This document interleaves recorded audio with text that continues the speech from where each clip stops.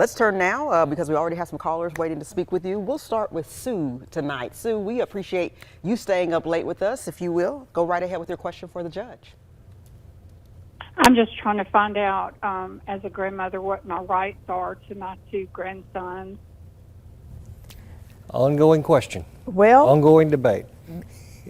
that depends on the circumstances. Let me say that first of all. I don't know what your situation is, and I can't speak to any specific situation.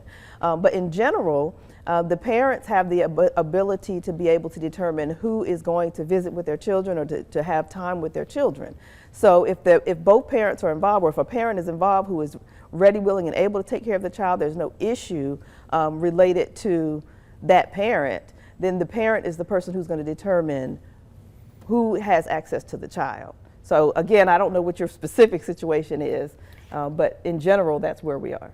Can grandparents, in spite of a child, can grandparents, in spite of the wishes of a parent, can they file for rights to see children or grandchildren?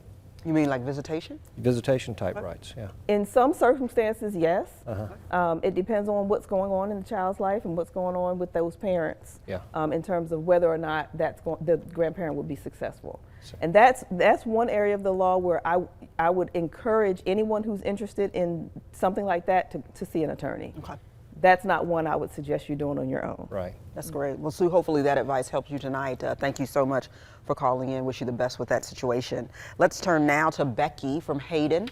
All the way in Hayden, we appreciate you watching, Becky. Please go right ahead with your question, if you will.